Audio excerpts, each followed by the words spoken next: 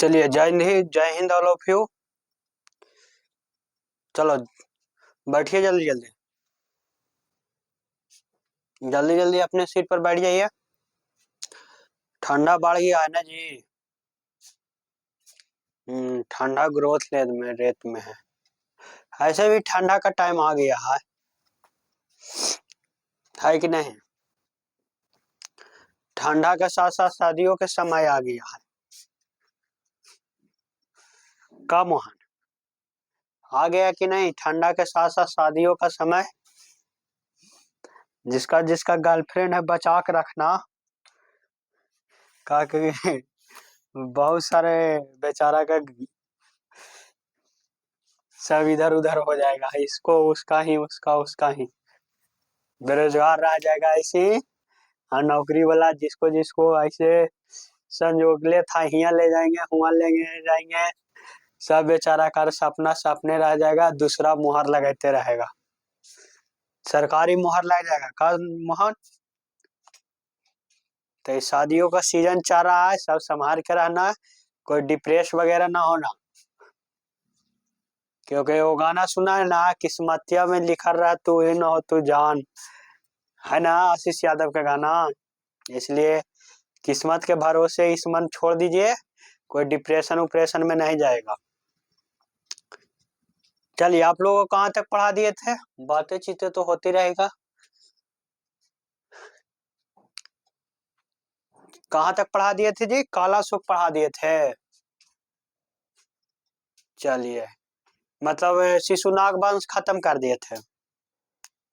शिशुनाग वंश पूरा खत्म कर दिए थे कि कुछ बचल था? पूरा खत्म कर दिए थे। शिशुनाग वंश का सबसे अंतिम शासक कौन था? कौन था शिशुनाग वंश का अंतिम शासक? नंदी वर्मन। हाँ, ये कैसा शासक था? बेवकूफ ससुरा बुड़वक शासक था ना जी। इसका भी हत्या कर देता है कौन? महापद्मनंद इसको अभी हत्या कर देता है। और हत्या कर कर कौन सा वंश का स्थापना करता है? नंद वंश का। तो हम लोग को वह पढ़ना है, किसके बारे में? नंद वंश के बारे में पढ़ना है। देखिए, हम आप लोग को का पढ़ा दिए, इसका ट्रिक था मगध साम्राज्य पर राज करने वाला का क्या क्या क्या ट्रिक था जी? हसीन मासुका, हसीन मासुका शाह। तो कौची कौची बढ़ा दिया आप लोग का? हारियंक वंश बढ़ा दिए, शिशुनाग पढ़ा दिए। अब किसका वंश के बारे में पढ़ने का बारी है? नंद वंश के। तो इसको शिशुनाग वंश का अंतिम शासक नंदी वर्मन था। नंदी वर्मन को मार के कौन बना शासक?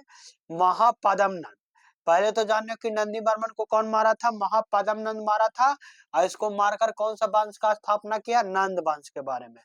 इसी के बारे में पढ़ना है, नंद वंश के बारे में। तो हेडिंग बना लीजिए आप लोग, नंद वंश।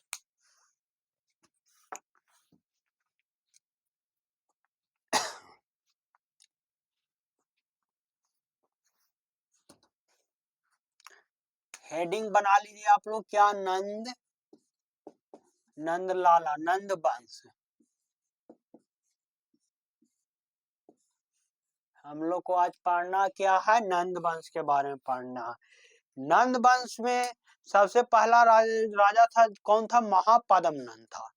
महापद्मनंद बहुत चालाक और शातिर था।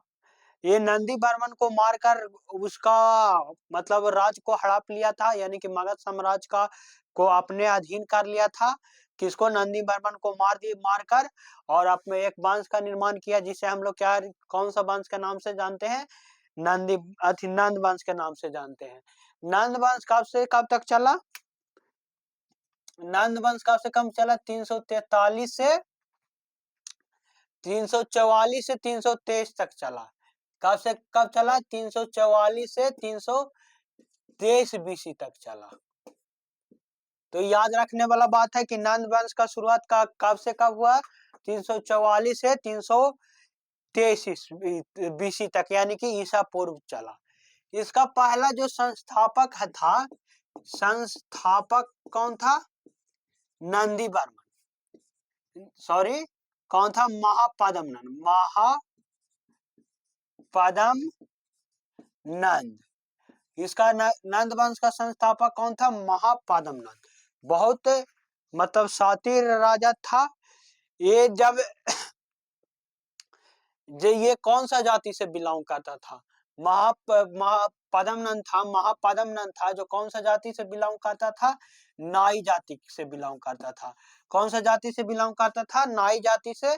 जो बाल काटने वाला होते हैं, आप लोग समझ रहे होंगे, गांव के होंगे तो आप लोग को पता होगा कि नाई हम लोग किसे कहते हैं। यह सब लोग जानते होंगे कि किस जाति से बिलोंग करता था? नाई जाति से बिलोंग करता था। ये क्या क्या ना ये नाई वंश से बिलोंग करता था। इसके शासन काल में जब महापद्म नंद राजा बना तो ये राजपूतों पर, क्षत्रियों पर बहुत अत्याचार किया, बहुत सारा को मारा। कौन? ये महापद्म नंद, मतलब इसको से राजपूतों से बैर चलता था। क्षत्रिय से इसका क्या चलता था? बैर चलता था। यानी कि बहुत सारे राजपूतों को ये मतलब क्या किया? मार दिया। जिससे और इसे मारकर सर्व छत्रांता का उपाधि धारण किया था। कौन सा उपाधि धारण किया था? उपाधि में देख लेंगे। क्षत्रियों को मारकर, यानी कि राजपूतों को मारकर कौन सा उपाधि धारण किया था? छत्रांता का। कौन सा उपाधि धारण किया था? सर्व छत्रांता का। सॉरी, वो कह रहे थे गड़बड़ा है कुछ।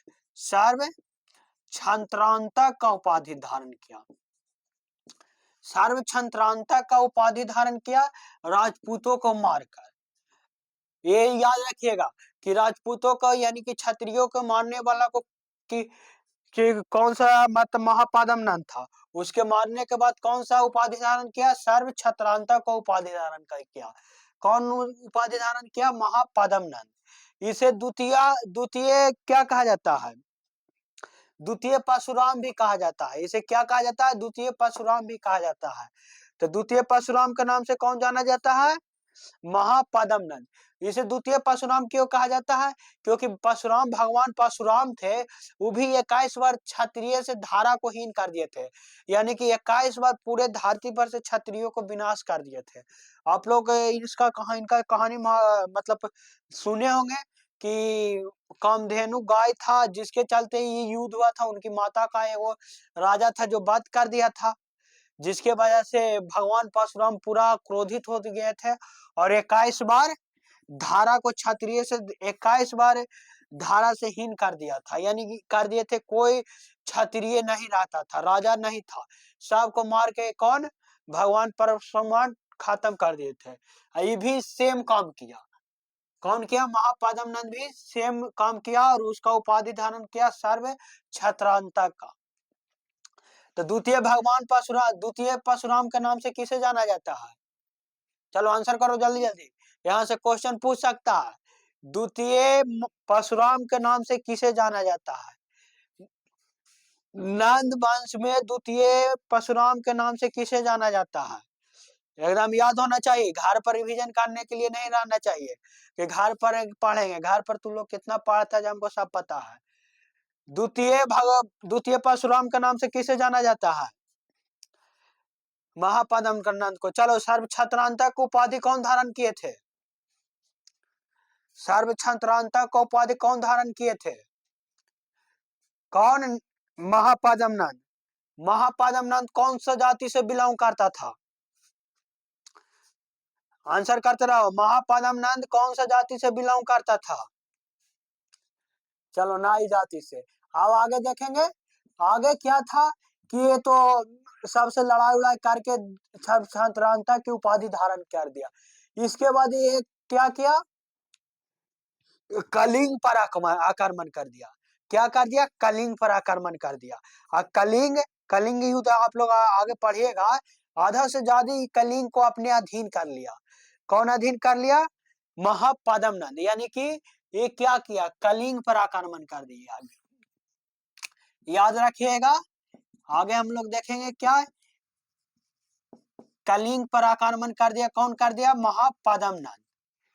महापद्म नंद कलिंग पर आक्रमण कर दिया और आक्रमण कर आधा से ज्यादा कलिंग को जीत लिया और फिर एक उपाधि धारण किया। फिर एक उपाधि, कौन सा उपाधि धारण किया? एकराट की उपाधि धारण की। कौन सा उपाधि? एक राट की, एक राट की उपाधि धारण किया।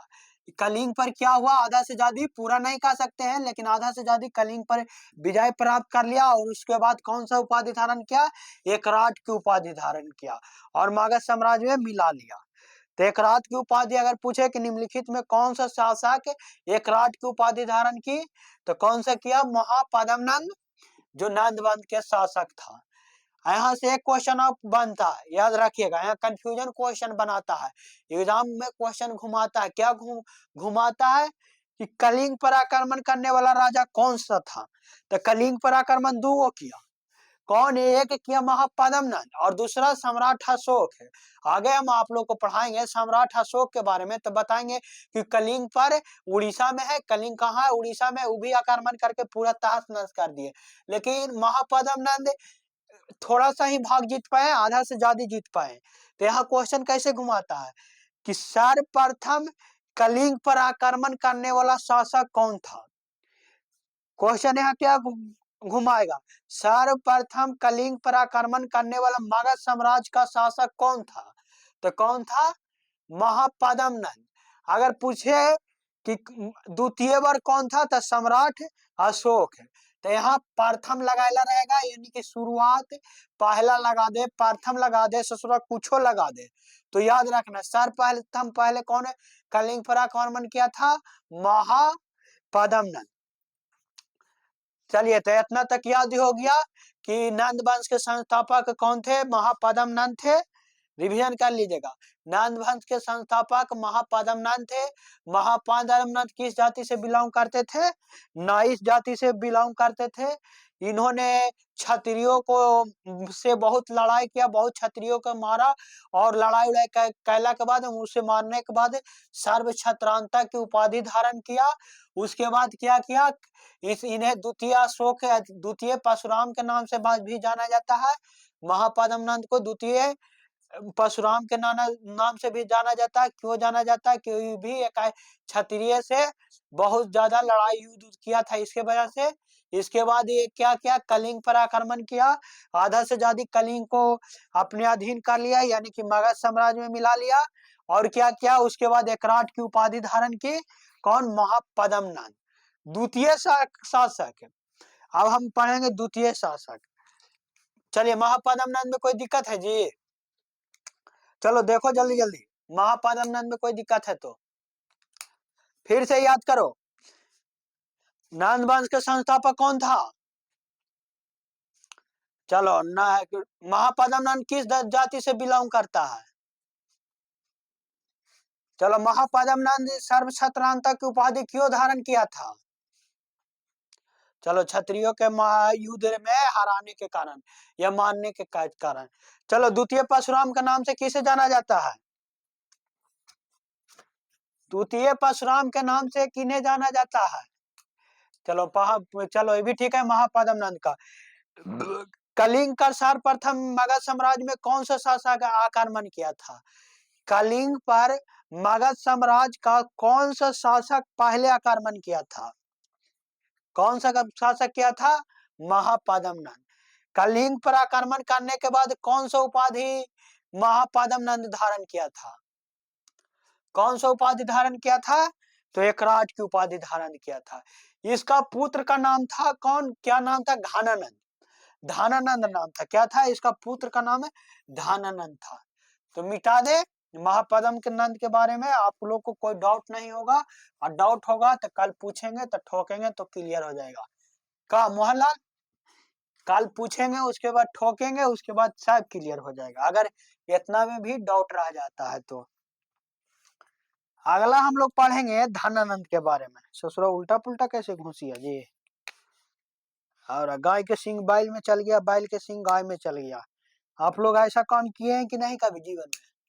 गाय के सिंह बैल में, बैल के सिंह गाय में, मतलब उल्टा पुल्टा घुमा देना। इसका पुत्र का नाम क्या था? धानानंद। धानानंद या धानानंद भी कहीं कहीं लिख देता है, धानानंद। ये ससुरा बहुत ही खतरनाक राजा रहा, अयोग भी कहिए। मतलब इसके समय में तो सेना इसका पास बहुत था, क्योंकि इसका पिता जो महापद्म नंद था, जो बहुत सर्वशक्तिशाली मतलब था, समझ रहा है, कलिंग को जीत कर आधा अधीन कर लिया था। तो इसके पास मतलब विरासत में कहो तो इसको मतलब राज मिला था, विरासत में मिला था। और जानवे करता है बिना संघर्ष किए अगर कोई चीज मिल जाता है तो उसका वैल्यू नहीं रहता है। इसके पास उस समय का सबसे बड़ा साम्राज्य भी कहो तो कौन था? धनानंद यानी कि मगध था। इसके पास सब था, लेकिन ससुराई ऑर्केस्ट्रा का नाच देखता था, पूरा नचनिया रखता था, नचवाता था, और पूरा ऑर्केस्ट्रा देखता था, और पी के टल्ली होकर रहता था ससुरा, पूरा दारू पीता था, अयाशी आदमी था। इसको कोई मतलब नहीं था, ये कुछ नहीं किया ससुरा। ये अपने मतलब जो इसका पिता का जो देख गया उसको ही थोड़ा बहुत संभाल के रखा, और संभाल के का रखेगा ससुरा। ये तो पी के टाली था, मतलब डर से कोई मतलब नहीं कुछ किया। और बड़ी इसके शासन काल में प्रजा पर अत्याचार हुआ। इसका जो मंत्री संतरी था, मतलब सेनापति हो गया, कोई भी मंत्री संतरी, खाद्य विभाग, जो भी सोच लो, सेना उना, पुलिस उलिस, जो प्रशासन होता था, सब पर क्या करता था? बहुत अत्याचार करता था। ये ससुरा ऐसा था कि इसके जैसे मुद्रा कोष में पैसा कमी होने लगता था तो क्या करता था कि कर को दुगुना कर देता था। कर मतलब समझ रहे हैं ना? टैक्स। जैसे जीएसटी के तहत हम लोग टैक्स देते हैं ना जी, कर देते हैं ना, उसी को क्या कहा जाता है? टैक्स को ही हिंदी में क्या कहा जाता है? कर कहा जाता है। इस ससुरा कर उर बढ़ा देता था और प्रजा पर बहुत अत्याचार करता था। इसके वजह से वहां का जो मगध साम्राज्य का प्रजा था, जो सब मतलब इसे छुटकारा पाने के लिए एकदम उबल था। क्या था? उबल था कि कैसे भी ससुरा ये भाग जाए या मार जाए, हेरा जाए। होता ना कि कोई के लगता है तो कहे कि ससुरा मारबो नहीं करता है, और थियन जाति शराबती है। लड़कियन में देखो, करे शराबती है तू लोग की नहीं? हाँ, ये लोग शराब देती है, कहती काहे ऐसे निर्वाण सब मारबो ना करे है। ऐसे करके हाँ, हम लोग के टाइम में कोई कुछ बोल देता ना तो ऐसे ऐसे ही बोलता है। गड़ौना है वो लड़कियन के सबसे फेमस रहता है, गड़ौना रहता है कि नहीं? गड़ौना शब्द बहुत अच्छा फेमस इस लोग का है। गड़ौना, गड़ाज में ऐसे करके बोलते रहती है। तो इसके मतलब क्या था? इसका पर्जा इससे बहुत मतलब तंग हो चुका था। इसी के समय कौन विश्व विजेता, कौन सिकंदर, विश्व विजेता मतलब विजेता कहते हैं, कहवे करते हैं, विश्व विजेता सिकंदर आक्रमण कर दिया भारत पर। कौन आक्रमण कर दिया? विश्व विजेता किस सिकंदर। कौन कर दिया? धनानंद पर, यानी कि आक्रमण कर दिया, भारत पर आक्रमण कर दिया। और इधर गंधार और तक्षशिला को अपने अधीन कर लिया। जब यह आया तो क्या क्या? गंधार और तक्षशिला को अपने अधीन कर लिया। गंधार को हरा दिया था। गंधार को क्या कर लिया था? हरा दिया था। उसका शासक कौन था? आंभिक था। आंभिक, आंभिक क्या था? शासक था। गांधार का शासक कौन था? याद रखिएगा आप लोग, गांधार का शासक कौन था? आंभिक था। आंभिक को क्या क्या हरा दिया? कौन? विश्व विजेता सिकंदर, महान सिकंदर क्या क्या इसको हराकर अपने अधीन कर लिया। और वहीं पर था तक्षशिला। क्या था? तक्षशिला विश्वविद्यालय के नाम से आप लोग जानते होंगे, तक्षशिला विश्वविद्यालय का नाम सुनेंगे। वहीं पर तक्षशिला था। इसका राजा कौन था? पोरस। यहाँ का शासक कौन था? पोरस था। इसको भी ये तो लड़ा, ये तो ससुराल भी कायर था। ये ससुराल था जो क्या था? कायर था। ये क्या किया? ये अपने आप को अधीन कर दिया। किसके अधीन कर दिया? विश्व विजेता सिकंदर के, सिकंदर महान के अधीन कर दीजिएगा, कर दिया। आप लोग कहानी सुनते रहिए खाली, इसके अधीन कर लिया। लेकिन ये पोरस था ना, पोरस मतलब बहादुर राजा था, यानी इसका सेना उना भी रखने का मतलब ये लड़ा, जो संघर्ष किया, लड़ा, वो तो बहादुर ऐसे भी है। जो बिना लड़े मार जाते हैं ससुरा, वो भी कमजोर होते हैं। लेकिन ई पोरस था जो लड़ा, लड़ा उसके बाद तभी हार गया। लेकिन संघर्ष पूरी तरह से किया, उसे जीतने का पूरा कोशिश किया, अपना जितना समर्थ था उस सब लगा दिया, लेकिन हार गया। तो ये क्या किया? ये भी महान था। मतलब जैसे कि आप भी जानकार है, आपका एगो दोस्त जानकार मिल जाए, भले वो दुश्मन है। कहते हैं ना, 10 बुड़वक दोस्त होने से अच्छा एक शातिर दुश्मन अच्छा होता है। है कि नहीं? लेकिन ये सिकंदर अपने भी गुणवान आदमी था, ऐसे थोड़े पूरा विश्व को जीत लिया था। उसके पास शक्ति था, तो ये पोरस के शक्ति को देखा और दोनों मैनेज कर लिया। ये क्या-क्या मैनेज कर लिया, और सिकंदर की जो पत्नी थी इसको से राजा पोरस से राखी बंधवा दिया। क्या कर दिया? राखी बंधवा दिया। अब राखी बंधवा दिया तब पोरस हो गया सिकंदर के साला। मतलब बात को समझ रहा है ना? इसको मारा नहीं, राजा पोरस को मारा नहीं, मारने के लिए तैयार था, लेकिन इसका गुण, इसका कला, युद्ध कला, हिम्मत, शक्ति देखते हुए सिकंदर मित्रता कर लिया और अपना पत्नी से इसको क्या कर लिया? हाथी बंधवा दिया था, मतलब राखी बंधवा दिया था। अब ये दोनों तो एक हो गया। आंधी को यहाँ हरा दिया था, गंधार को यहाँ ये क्या कर लिया था? यहाँ था तो इधर अवंती इधर था, इसको भी हरा कर सब अधीन कर लिया। अधीन कैला के बाद क्या किया? अब तो अधीन करके यहाँ रुक गया, क्योंकि ये था जो ब्यास नदी के बाद था मगध साम्राज्य, यानी कि धनानंद का शासक। अब यहाँ से यहाँ तक्षशिला विद्यालय में एक टीचर थे जिसका नाम था क्या? चाणक्य। क्या नाम था? चाणक्य नाम था, जिनको हम विष्णुगुप्त के नाम से भी जानते हैं। क्या नाम था? चाणक्य। अब ये देखकर चिंतित हो गए, ये देखकर चिंतित हो गए कि देखिए सिकंदर का क्या गंधार में आंधी को भी हरा कर अपना अधीन कर लिया, अब ये पोरस को भी हरा दिया, तो इसका मेन उद्देश्य क्या है? मगध साम्राज्य पर आक्रमण करना, यानी कि मगध को भी अपना अधीन करना, पूरे भारत को जीतना इसका मुख्य उद्देश्य था। ये किनको लगा? विष्णुगुप्त यानी कि चाणक्य को लगा। अभी टेंशन टेंशन में भागे किसके पास? कहानी आप लोग ध्यान देखते रहिएगा। ये कहा किए, ये चाणक्य थे, चाणक्य थे जो किसको भागे? इनको इसको पास, किसका? धनानंद के भागे भागे गए कि महाराज महाराज बहुत इंपॉर्टेंट खबर है, आप ध्यान नहीं दे रहे हैं। ये तो ससुरा पी के टल्ली होल था, ये पी ऊ के गिरल था, ऑर्केस्ट्रा इसका चल रहा था। अब चाणक्य को पहुंच ही नहीं दे, जो सैनिक था कि महाराज अभी बिजी है। अब महाराज हुआ का कर रहा था? ऑर्केस्ट्रा देख रहा था ससुरा, मार के दारू पर दारू मदरा पी रहा था। उस समय क्या पिया जाता था? मदरा पिया जाता था। ये मदरा पी, अभी किसी तरह से चाणक्य इसके पास पहुंच गए, इसको बताएं धनानंद को जाके कि ऐसा बात है, वह सिकंदर विश्व विजेता सिकंदर, महान सिकंदर है जो भारत पर आक्रमण कर दिया है। उसने पोरस और तक्षशिला को अपने अधीन कर लिया, मिला लिया है। उसका उद्देश्य है कि मगध साम्राज्य पर आक्रमण करे। अभी ससुरा गरम हो गया धनानंद, क्योंकि इसके विरोध ये बोल रहे थे कि आप कुछ करिए, आप सेना को भेजिए या मतलब युद्ध की तैयारी कीजिए। काहे कि नहीं करिएगा तो आक्रमण कर जाएगा तो दिक्कत नहीं है, अधीन हो जाएगा था।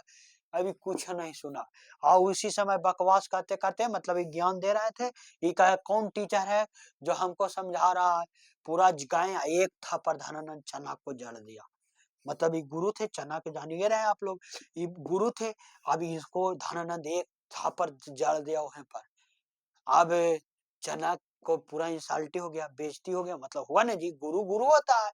अब ये अपना सीखा कसम उसी समय खाएं कि जब तक तेरा पूरा वंश को, तुम्हारा साम्राज्य को विनाश न कर देंगे, तुमको गद्दी पर से उतार न देंगे, जब तक हम अपना सीखा खुला बांधे रखेंगे। ऐसी कसम खाया, और खास कसम खा के ही चल गए कहाँ?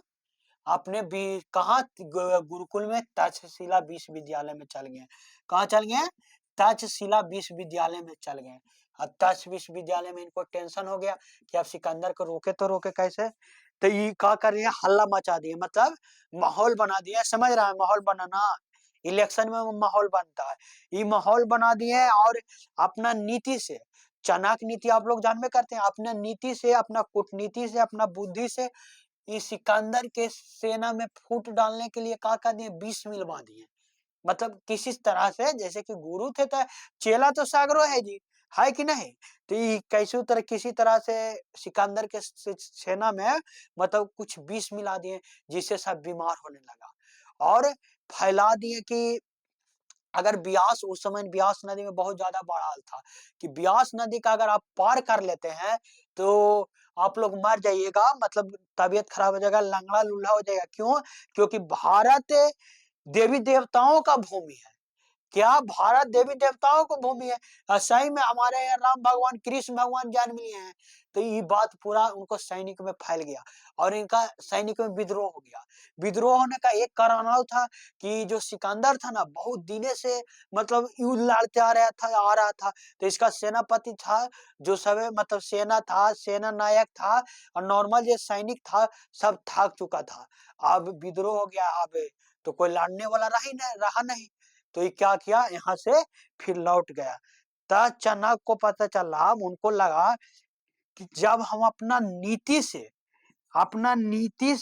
बुद्धि से सिकंदर जैसे महान राजा को, महान सेनापति को, उतना बड़ा सेना को अपना नीति से, अपना दिमाग से अगर हरा सकते हैं, तो ये ससुरा धनानंद क्या चीज है? ये धनानंद क्या चीज है? तो यहीं से ये स्टार्ट कर दिए चंद्रगुप्त मौर्य को शिक्षा उच्छा देना। इसके बारे में हम आप लोग को कल पढ़ाएंगे। आज के लिए इतना ही रहने देते हैं कि चाणक्य का एंट्री, मौर्य साम्राज्य का मतलब उदय यहाँ पर हो गया है। कल हम आप लोग को पढ़ाएंगे कि किस तरह से धनानंद का मृत्यु हुआ और इसको मानने के बाद मौर्य साम्राज्य का शासक चंद्रगुप्त मौर्य बना। तो आज के लिए इतना ही। और कल आप लोग इसी टाइम पर आ जाना सब लोग। जिसको रीजनिंग पढ़ना है जो अपना बैठा रहना, जिसको नहीं पढ़ना जो जा सकता है।